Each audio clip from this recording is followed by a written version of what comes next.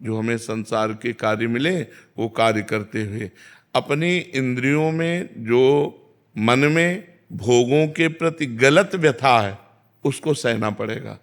यम ही न व्यथयन्ते पुरुषम पुरुषर्षभ सम दुख सुखाधीरम सोमृतत्वाय कल्पते। जो मन और इंद्रियों के द्वारा दी हुई व्यथा को सह जाता है, व्यथित नहीं होता, वही अमृत पद का अधिकारी होता है। तो ये सहना पड़ेगा हमें। जैसे इंद्रियां गलत मार्ग में जा रही हैं, गलत भोगों का चिंतन कर रहे हैं, हमारा नाम जब भी चल रहा है लेकिन वो चिंतन चल रहा है, तो उसके द्वारा जब हमारे अंदर एक जलन पैदा होती है, एक व्यथा पैदा होती है, उसको हम सहते हैं तो हमारे पाप नष्ट होते हैं और वो दुर्वासना भी नष्ट हो जाती है और हम भगवत प्राप्ति की तरफ आगे बढ़ते हैं। पर ये लड़ाई 2-4 दिन की नहीं है, ये दीर्घ काल निरंतर सत्कार सेवितो दृढ़ भूमि। जब लंबे समय तक हम ऐसी साधना करेंगे तब हम इस पर पार पा पाएंगे, नहीं तो बहुत कठिन है, बहुत कठिन है भगवत प्राप्ति। क्योंकि हम घसीटते हैं प्रभु की तरफ मन को और मन घसीटता है हमें भोगों की तरफ, और भोग सामने हैं और प्रभु अव्यक्त है, प्रभु तो दिखाई नहीं दे रहे और भोग सामने हैं, तो मन हमारा घसीट कर भोगों में डाल देता है। अभी भोगो और अभी सुखी हो, भगवान तो बाद की बात है, भोग तो अभी है, अभी भोगो अभी सुखी हो जाओ। और मन इंद्रियां पूर्वाभ्यास भोगों का रहा है, जिसमें पूर्वाभ्यास होता है उसमें जाने में सहजता होती है, और भजन नया अभ्यास है। अब इसे हमें प्रयत्न पूर्वक भजन में लगाना पड़ेगा, प्रयत्न पूर्वक भोगों से हटना पड़ेगा, तब हम भगवत प्राप्ति की योग्यता को प्राप्त कर पाएंगे। नहीं तो हमारा जब मन गंदा, हमारी इंद्रियां गंदी, तो फिर भगवान निर्मल मन जन सो मोहि पावा, मोहि कपट छल छिद्र न भावा। यदि निर्मल मन है तो भगवत प्राप्ति, नहीं तो फिर वो भोगों की तरफ खींचेगा। हमें रोकना पड़ेगा, हमें सहना पड़ेगा। मात्रा स्पर्शास्तु कौन्तेय शीतोष्ण सुख दुखदा, आगमा पाइनो अनित्यास तास्तितिक्षस्व भारत। जो ये इंद्रियों के स्पर्श जनित सुख है, इनसे हटना होगा। अनुकूलता प्रतिकूलता लाभ हानि सुख दुख को समान भाव से सहते हुए जब हमारा भजन होता है तब भगवत प्राप्ति होती है। जी सुमन सौरभ जी। श्री हरिवंश महाराज जी। महाराज जी, पिछले 1 वर्ष से आपकी वाणी यूट्यूब के माध्यम से सुन रहा हूँ और गहरा परिवर्तन आया है। आपकी वाणी के प्रभाव से मांसाहार, मद्यपान, क्रोध, परस्त्री आकर्षण जैसे दोषों का त्याग हो गया। मन पहले से शांत रहने लगा है। बीते 4 महीनों से धामवास भी कर रहा हूँ महाराज जी। महाराज जी, अभी आप कह रहे हैं कि आपकी वाणी में महाराज जी ऐसा क्या विशेष है, ऐसा कौन सा अद्भुत तत्व है जो बिना प्रत्यक्ष सानिध्य के भी भीतर से इतना रूपांतरण कर देते हैं? श्रद्धा है तो हमारी बात आपको अच्छी लगेगी, और अगर तर्क है तो हमारी बात आपको पसंद नहीं आएगी। संतों का जो कृपा प्रसाद है वो श्रद्धालु जनों के अंदर अव्यक्त रूप से काम करता है, क्योंकि संतों के कार्यकर्ता भगवान है। तो जैसे आपने सुना और आपने माना कि संत वाणी है, इसके अनुसार चलना चाहिए, तो हम चल पड़े। रोहित जी। राधे राधे महाराज जी। महाराज जी, मेरा प्रश्न है कि जब सब कुछ ईश्वर ही है तो फिर मैं कौन हूँ जो उसे जानना चाहता हूँ? जानने वाला भी वही है, जानने का विषय भी वही है। जानना जब जान जाओगे तो जानत तुम्हें हो जाए। जब जान जाओगे तो जिसको जानना चाहते थे वही तुम निकले। ब्रह्मविद ब्रह्म ही भवति। अभी ऐसे थोड़ी, जब तक साधना नहीं करोगे तो बातों से थोड़ी जान जाओगे। स्थूल शरीर का राग छूटना, सूक्ष्म शरीर का राग छूटना, कारण शरीर का राग छूटना, हृदय का पूर्ण पवित्र हो जाना, समस्त कामनाओं का त्याग हो जाना, समस्त पापाचरण से मुक्त हो जाना, तब अपने स्वरूप का बोध होता है। ऐसे थोड़ी हो जाता है बोध। खिलवाड़ थोड़ी कि शास्त्र वाक्य सुन लिए और पढ़ लिए उनसे ब्रह्म बोध हो जाएगा, ऐसे नहीं होता। नाम जप करो, ब्रह्मचर्य से रहो जब तक ब्याह ना हो, माता पिता की आज्ञा में रहो, जो पढ़ाई लिखाई कर रहे हो या जो भी कर रहे हो उसको भगवान की सेवा समझो, धीरे धीरे चलो। तो पहले समझ पा रहे हो? ये बहुत ऊंची बात है जो तुम प्रश्न कर रहे हो। ये केवल बातों से नहीं होगा, ये साधना से होता है। अशिमा जी लुधियाना से।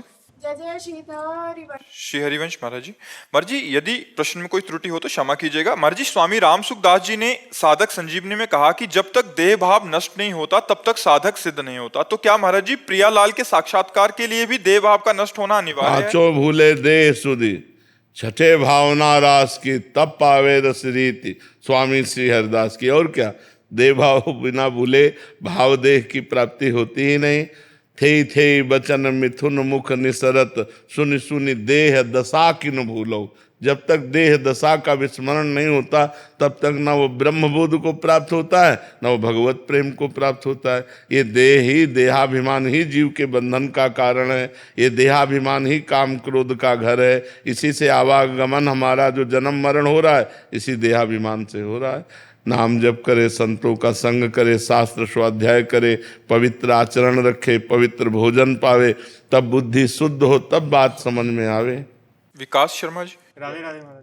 श्री हरिवंश महाराज जी। महाराज जी, मुझे लगता है कि मेरे भीतर दो आवाजें हैं। एक कहती है दुनिया में कुछ बड़ा करो और खूब पैसा कमाओ, दूसरा कहती है कि खुद को फिर जानो और पूछो। जीवन का सत्य हाँ, हम पहचानो। ये कह रहे हैं खूब बड़े बनो। क्या बड़े बनोगे? कितना बड़े बन सकते हो? कितना रुपया कमा सकते हो? कमाने के बाद मरोगे तो तुम्हारे पास क्या रहेगा? तो पहली बात, प्रारब्धानुसार छोड़ दो। यदि तुम्हारे भाग्य में धन लिखा है तो वो प्राप्त होगा। ये दूसरी बात प्रारब्धानुसार नहीं है, इस पे ये प्रयत्न करने वाली है कि हम धर्म से चलें, हम भजन करें, हम नियम से चलें, भगवान को जाने, अपने को जाने, संसार का रहस्य जाने। इसके लिए तपस्या चाहिए, इसके लिए साधना चाहिए, और इसी के लिए मनुष्य शरीर मिला है। बहुत बड़े बन गए लेकिन मरे तो आपके साथ जाएगा क्या? परिणाम में सोचो आपके साथ क्या है। परिणाम में तो आप खाली हाथ ही रहे ना। तो इतना बढ़िया मनुष्य जीवन मिला और आप कमा कुछ नहीं पाए। जो यहाँ का यहाँ ही रह गया, आपके साथ क्या जाएगा? तो आपके साथ जाने वाला है ज्ञान, भक्ति, भजन, धर्म, परोपकार। ये जो पुण्य है, जो तीर्थयाटन है, ये आपके साथ जाने वाला है। तो हमें चाहिए कि हम समय निकालें अपने जीवन का कुछ समय और वो भगवान को दें। एकांत में बैठे शास्त्र स्वाध्याय करें, नाम जप करें, संतों के वचन सुने, उनका मनन करें, हम जानने की चेष्टा करें कि ये जो काम क्रोध आदि हैं ये मेरे में नहीं है, ये अंतःकरण में है। मैं अंतःकरण नहीं हूँ। और अपने को वश में करे, जितेंद्रीय बने, मनोनिग्रही बने, तब वो अध्यात्म की तरफ चल सकता है। महाराज जी, नाम जप से सब हो जाएगा? फिर हो जाएगा, पर नाम जब तभी होगा जब भोजन सही होगा। पराई बहन बेटी की तरफ गंदी दृष्टि से देखोगे, नाम जप में रुचि नहीं होगी। ईमानदारी से चलो तो नाम जप में रुचि होगी। पाप करने वाला कभी भगवान का भजन करने में रुचि नहीं रखता, उसको भजन में रुचि ही नहीं होगी। सिद्धांत है, पापवंत कर सहज स्वभाव, भजन मूर्ति भाव न काओ। तो कोई गलत आचरण हमसे न हो, कोई गलत भोजन न जाए और नाम जप करे तो सब ठीक हो जाएगा। महाराज जी, फिर ये क्यों कहते हैं कि जैसा खाओगे अन्न? हाँ, वही तो। भोजन अगर आपका पवित्र है तो आपका मन बुद्धि पवित्र है। अगर भोजन अपवित्र है तो मन बुद्धि अपवित्र रहेगा। इसलिए तो कह रहे हैं बार बार कि भोजन पवित्र हो, आचरण पवित्र हो, तभी आप परम पवित्र भगवान की तरफ बढ़ सकते हैं। महाराज जी, इसमें जो इन्होंने पहली बात लिखी थी, दुनिया में कुछ बड़ा करो और खूब पैसा कमाओ। महाराज जी, ज्यादातर की ऐसी मानसिकता है कि ऐसा करना है, पर आपने उत्तर दिया कि प्रारब्ध पे छोड़ ये दीजिए। प्रारब्ध। पर महाराज जी, क्या मेहनत करना छोड़ दें, या ये भी प्रारब्ध के अनुसार ही हो रहा है, या हमसे करवाया जा अब रहा है? जैसे हम पढ़ाई पढ़ रहे हैं तो हम पढ़ाई पढ़ रहे हैं कि कोई अच्छी नौकरी मिले, हो सकता है ना मिले, हो सकता है मिले। और अगर प्रारब्ध में होगी तो हो जाएगी। नहीं, गाय भैंस पाल करके उनकी सेवा कर रहे हैं, अपना पेट पाल रहे हैं, और डिग्री है। नहीं तो हमने पढ़ाई की तो हमें नौकरी मिलनी चाहिए। और बहुत से ऐसे हैं कि ज़्यादा ग्रेजुएट नहीं है लेकिन उनको नौकरी मिल गई है उनके, तो उनमें प्रारब्ध काम करता है। तो वो प्रारब्ध है, उसमें प्रारब्ध काम करता है। रुपया पैसा उन्नति लाभ में प्रारब्ध काम करता है। वो वैसे ही आपसे कर्म करा लेगा, लेकिन भगवत प्राप्ति में प्रारब्ध काम नहीं करता, इसमें पुरुषार्थ काम करता है। हमें जबरदस्ती भजन करना पड़ेगा, हमें जबरदस्ती गंदी चीजें त्यागनी पड़ेंगी, अच्छाई धारण करनी पड़ेगी, तब हम भगवान के मार्ग में चल पाएंगे। कपिल जी। राधे राधे महाराज जी। महाराज जी, नाम जप में रुचि और कैसे बढ़े, बट क्या नाम जप से और 7-8 नियम जैसे साधुओं का संग या लक्ष्य पे नजर का पालन करने से भगवत प्राप्ति जीते जी हो जाएगी? हाँ जी, भगवत प्राप्ति जीते जी तब हो सकती है जब जीते जी हम संसार का विस्मरण कर लें। बस एक ही लगन में चल रहा है नाम। कम से कम दिन में 1 मिनट अपने में रहे, लेकिन 1 मिनट अपने में नहीं रुकते, हम शरीर में ही रहते हैं, हम भोगों में ही रहते हैं, हम इंद्रियों की विलासिता में रहते हैं, हम संसार में रहते हैं। हम कह रहे 24 घंटे में 1 मिनट अपने में आना सीखो, शरीर संसार का विस्मरण करके, या तो भगवान में आना सीखो। ऐसी एक स्थिति जिसमें 1 मिनट हम भूल गए संसार को, जागृत अवस्था में। सोने में तो सब 6 घंटे भूल जाते हैं, लेकिन जागृत अवस्था में हम भगवान को ऐसे गाढ़ एकाग्रता पूर्वक याद करें कि संसार का विस्मरण हो जाए। धीरे धीरे हम बढ़ाते समय चले जाएं। तो ये नाम जप साधु संग से नाम जप होता है। साधु संग के बिना नाम जप नहीं। भजन न होई संग बिनु, और भजन बिना नहीं प्रेम छिनहु, भजन न छाड़िए धरिए या ध्रुव नेम। बिना साधु संग भजनानंदी संतों के भजन में प्रीति नहीं होती, और बिना भजन के भगवान में प्रीति नहीं होती, और बिना प्रीति हुए भगवान मिलते नहीं हैं। तो यदि हम संत संग करें और अपनी इंद्रियों को पवित्र रखें, जैसे आप गृहस्थ हो तो काम वेदना आई, अपनी पत्नी का स्पर्श किया तो वो पाप नहीं है, लेकिन दूसरी स्त्री का स्पर्श कर लिया वो पाप हो गया, अब वो भजन नहीं होने देगा। अपनी कमाई का भोजन पाना वो आपकी बुद्धि शुद्ध करेगा। बेईमानी, घूसखोरी, चोरी और अधर्म के द्वारा प्राप्त वो बुद्धि भ्रष्ट करेगा। तो गृहस्थी में इन बातों का ध्यान रखे और सतधर्म से चले और नाम जप करे तो बहुत जल्दी उन्नति हो जाए। भगवान कहीं दूसरी जगह नहीं है कि हम सोचे वहाँ भगवान, वहाँ भगवान, वहाँ भगवान, तो यहाँ नहीं है। जब सर्वत्र हैं तो वहाँ ही क्यों हैं? यहीं भी तो है, तो यहीं क्यों हैं? यहाँ भी तो है। तो उनके मिलने में कितनी दूरी, जो हमारे हृदय में ही बैठे हैं उनको प्राप्त करना कितना दूरी है। बस आओ, लौट के हृदय में आओ। हम लोग हृदय में नहीं रहते, बाहर रहते हैं। पवित्रता की जरूरत। हाँ, नाम जप, पवित्र आहार, पवित्र आचरण, क्योंकि भगवान परम पवित्र है ना। परम पवित्र चिंतन तभी भगवान का बनेगा जब हम परम पवित्र रहेंगे। श्रुति जी। श्री हरिवंश गुरुदेव। श्री हरिवंश महाराज जी। महाराज जी, अपने सभी पूर्वजों की मुक्ति के लिए क्या उपाय किए जा सकते हैं महाराज जी?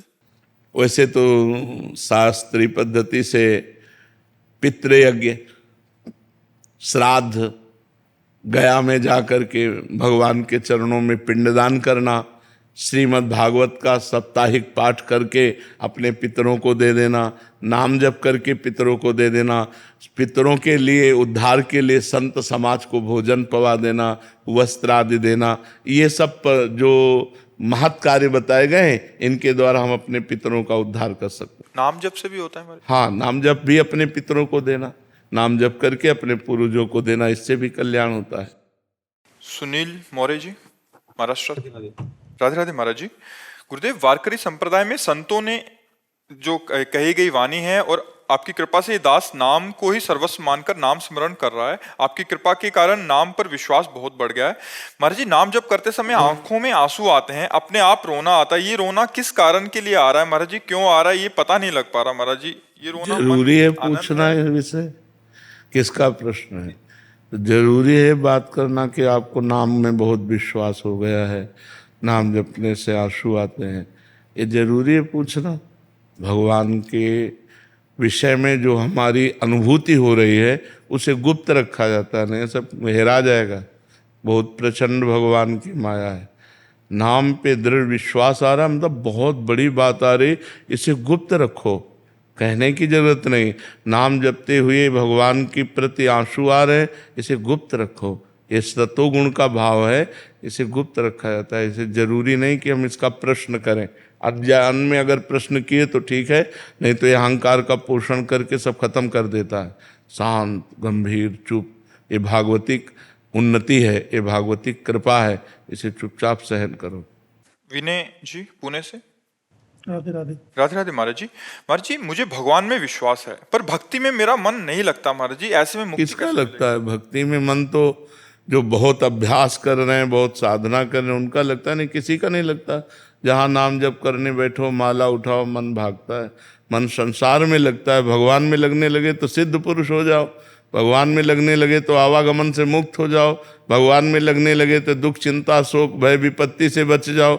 यही तो समस्या है कि मन भगवान में लगता नहीं। भगवान पर विश्वास तो है क्योंकि हम भगवान के अंश हैं, पर भगवान में लगने लगे तब बात बनेगी। केवल हमारा ये बहाव कि भगवान है, इससे भगवान तो अब भी हमारे हृदय में, लेकिन हमारी दुर्गति रुक रही है क्या? दुर्गति, अशांति, चिंता, शोक, भय, इससे हम तभी मुक्त होंगे जब हम भगवान का भजन करेंगे, हम नाम जप करेंगे, भगवान की लीला कथा सुनेंगे, भगवान की सेवा करेंगे, तभी हमें लाभ मिलेगा। डॉक्टर दिव्यांशु जी, गाजियाबाद से।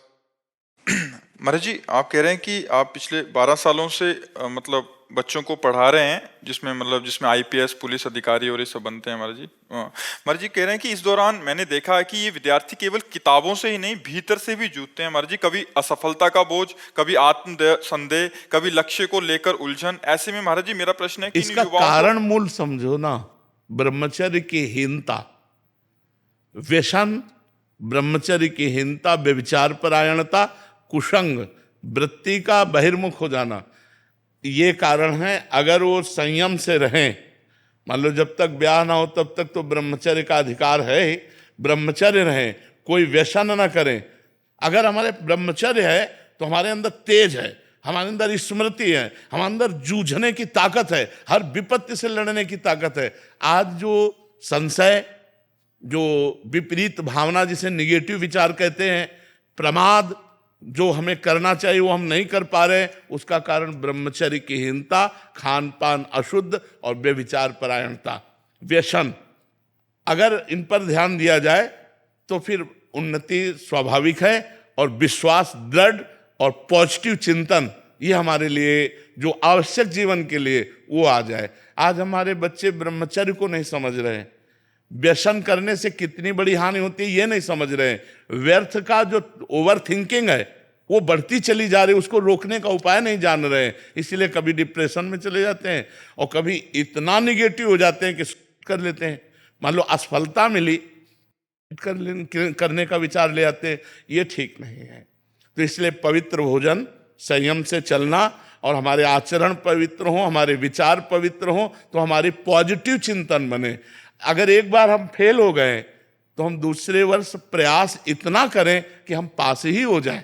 हम कह रहे हैं कि आज तक हमने जो पढ़ा कि अगर हम 10 में हैं तो 10 वाला ही चैप्टर हमको दिया जाता है, और 10 वाले चैप्टर से ही हमसे प्रश्न किया जाता है, तो हम फेल क्यों हो जाते हैं?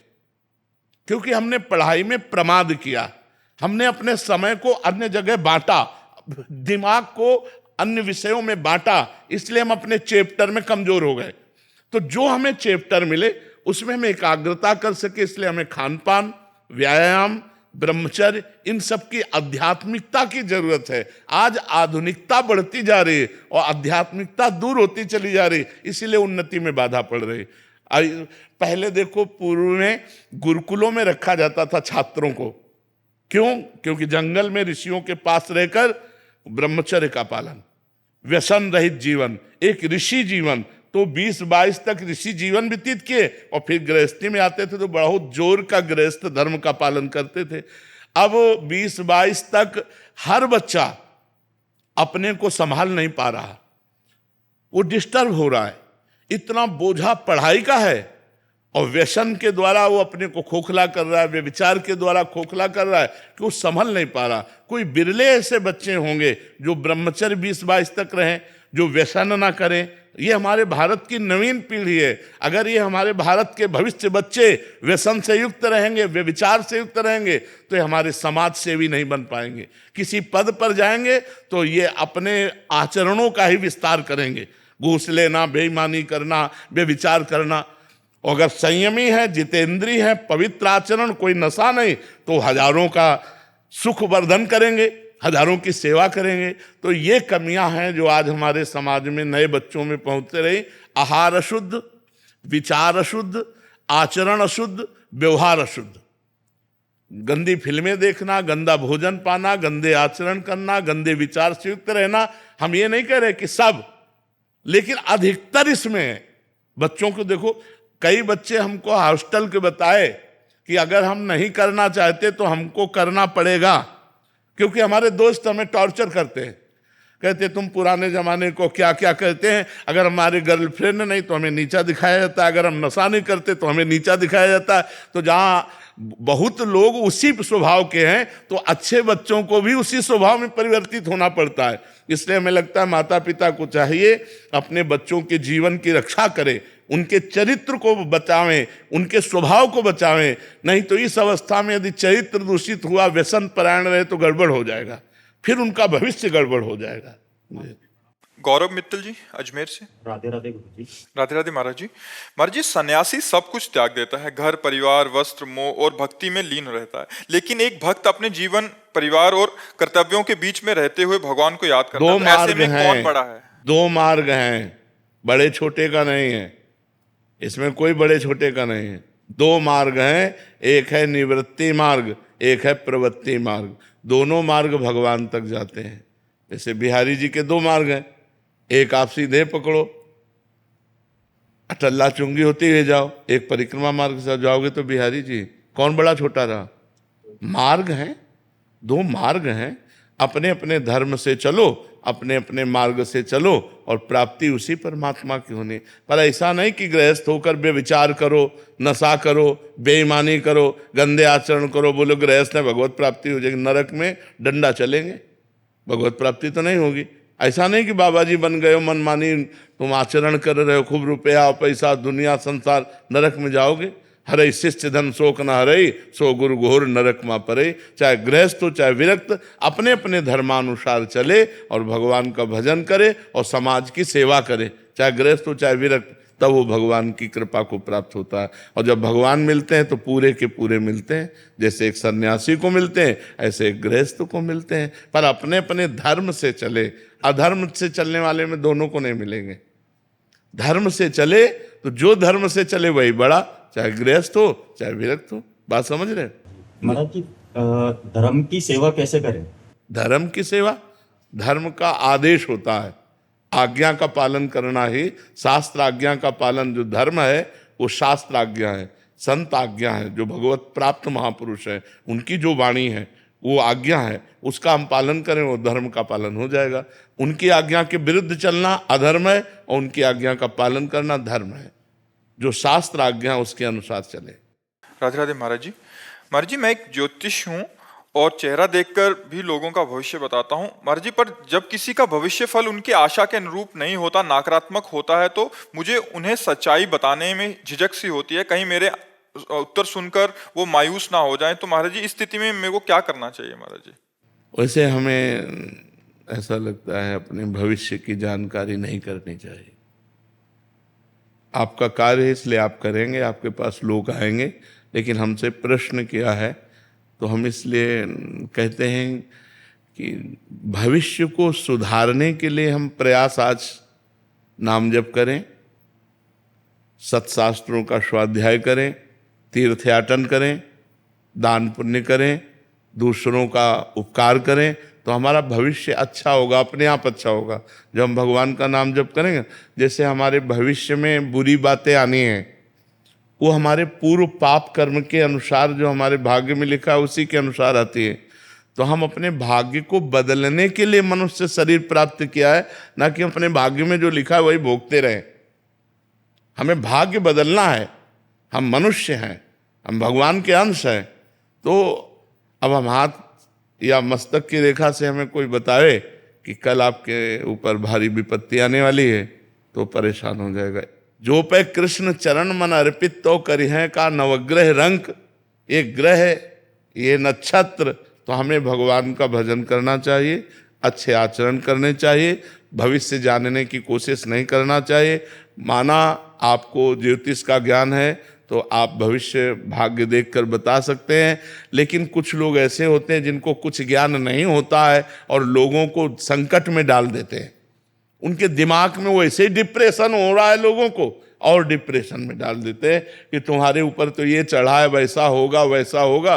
वो आदमी पर इतना तक गलत शिक्षा दे देते हैं। ऐसे भी उपदेशक होते हैं जिनको ज्ञान नहीं है। ऐसा कैसे हो सकता है? इस तरह के व्यवहार हमें लगता है कि ज्योतिषाचार्य या शास्त्रज्ञ, ज्योतिष शास्त्र है हमारा, लेकिन हम कह रहे हैं हम कल की समस्या को क्यों देखें? आज हम नाम जप करेंगे जिससे सारी समस्याएं खत्म हो जाए। मंगल भवन अमंगलहारी, उमा सहित जय जपत पुरारी। भगवान शंकर जिनका नाम जप करते, उन भगवान श्री हरि का नाम जप करें, उसी से मंगल हो जाएगा। और आपको चाहिए कि जो उनका मंगल करे, जिससे उनका उत्साह बढ़े, वो बातें आप बताइए। हाँ, ये जरूर बता सकते हैं कि अगर आपको समय मिले तो रुद्राभिषेक करवा लीजिए, समय मिले तो मृत्युंजय जाप करा लीजिए। ये मंगलमय कार्य बता सकते हैं, लेकिन ऐसी कोई बात ना बताएं जिससे वो आदमी डिस्टर्ब हो जाए, जिससे वो आदमी अपनी शांति खो दे, जिससे आदमी अपनी वो बुद्धि का कंट्रोल खो दे और कुछ ऐसा कर बैठे। तो ऐसे कोई कार्य ना करे जो धर्म विरुद्ध हो, जो शास्त्र सम्यक हो, वो ऐसे कार्य बताए। किसी का भाग्य जैसे आपको दिखाई दे रहा है कि 10-15 दिन में कोई दुर्घटना घटेगी, तो उससे बता दे कि 10-15 दिन में कुछ संकट आने की बात है, तो भगवान संकट मोचन का आप पाठ कीजिए, आप मृत्युंजय का जप कीजिए, आप नाम जप कीजिए, बहुत उसे सहज में कह करके। जैसे हम डॉक्टर को शिक्षा देते हैं कि पहली डॉक्टरी आपकी मृदु भाषा है। अरे कुछ नहीं, आप जैसे हजारों रोगी ठीक हो गए भाई, तुम निश्चिंत रहो। वो एक आदमी रिलैक्स हुआ, क्योंकि दवा तो बाद में काम करेगी, आप पर विश्वास पहले होना चाहिए। तो ऐसे ही आप उसको रिलैक्स वाली बात तो बता दीजिए, और जिसमें डिस्टर्ब होना है उसको छुपाकर उसका उपाय बता दीजिए कि हो सके तो आप ऐसा कर लीजिए, हो सके तो आप, जो आपको जानकारी है। तो मुझे लगता है कि हम समाज को डिस्टर्ब ना करें, क्योंकि ऐसे जैसे मान लो आप मुस्कुरा रहे हो, अभी कहें आप इनका भाग्य, अभी बता दें कि परसों घटना घटेगी, पता नहीं घटना घटेगी कि नहीं घटेगी, लेकिन तुम आज से कहला, आज से घटना में जी एक आए थे, कह रहे वो पंडित जी ने बता दिया है कि मतलब ये मेरे बेटे की अल्प आयु है, कह रहे तब से मेरा इतना हो गई हूँ डिस्टर्ब।